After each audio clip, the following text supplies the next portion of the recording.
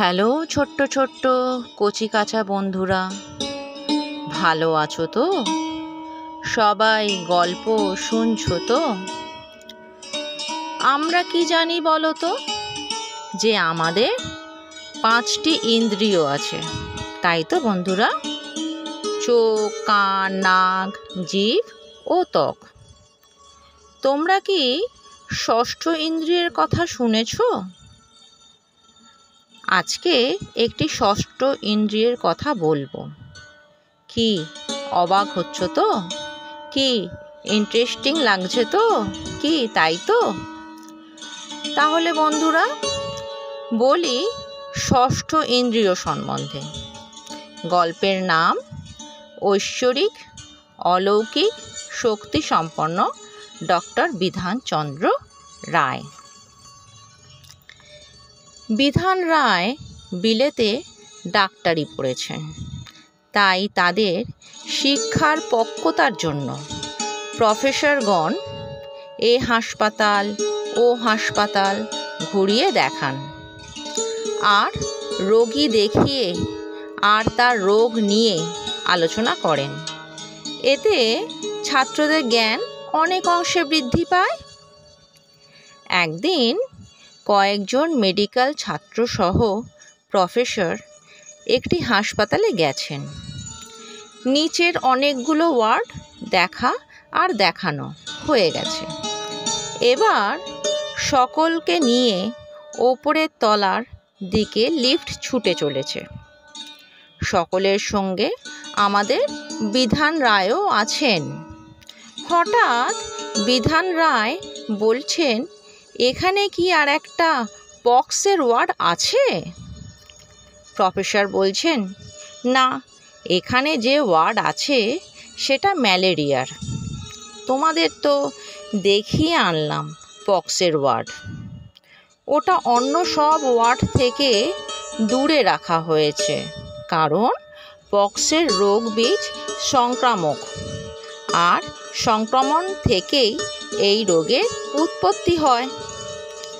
Doctor রয় বলছেন, কিন্তু sir, এই ম্যালেরিয়া ওয়ার্ডে পক্স রোগী আছেই। প্রফেসর লিফট থামিয়ে দিলেন। প্রফেসর আর ছাত্ররা সকলে লিফট থেকে নেমে ম্যালেরিয়া ওয়ার্ডে প্রবেশ করলেন। বিধান রায় দৌড়ে ওয়ার্ডের কোণে এক রোগীর বেডের কাছে গেলেন। স্যার, এখানে আসুন, এর পক্স হয়েছে। সকলে দ্রুত গতিতে সেখানে গিয়ে দেখেন সত্যই তার পক্স হয়েছে। তার জ্বর 105 ডিগ্রি।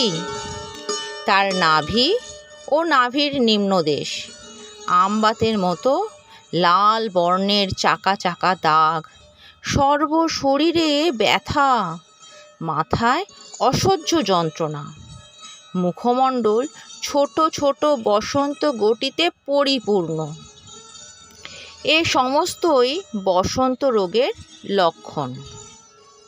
প্রফেসর অবাক বিস্ময় ছাত্র বিধানচন্দ্র রায়ের দিকে তাকিয়ে, এ কেমন ছাত্র যে শুধুমাত্র ঘ্রাণ শক্তির সাহায্যে রোগ নির্ণয় করতে পারে? শুধু তাই নয়, মুহূর্তের মধ্যে রোগীর অবস্থান নির্ণয় করতে পারে। এমনটা তিনি জীবনে কোনোদিনও দেখেননি, আর এমনকি নিজেও এ ধরনের শক্তির অধিকারী নন।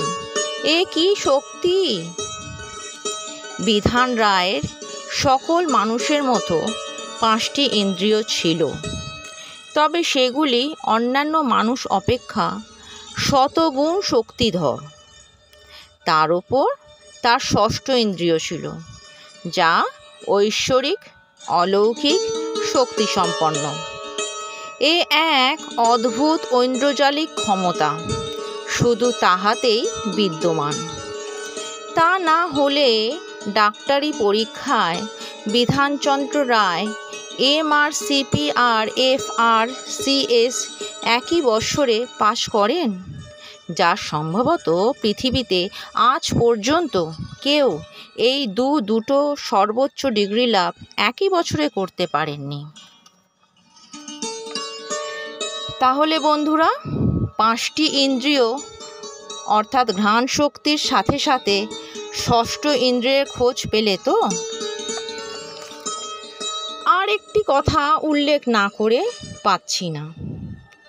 আধুনিক যুগের ডাক্তারদের সম্পূর্ণ সম্মান দিয়েও এই কথাটি বলতে হচ্ছে যে আজকের এই আধুনিক সর্বোচ্চ শিক্ষাবিদ্যায় শত যন্ত্রপাতি এবং ডায়াগনস্টিসের মাধ্যমে ডাক্তারের রোগ নির্ণয় করতে হচ্ছে, অথচ বিধানচন্দ্র রায়ের ঐশ্বরিক ও অলৌকিক ক্ষমতা আমাদের আশ্চর্য না করে পারে না।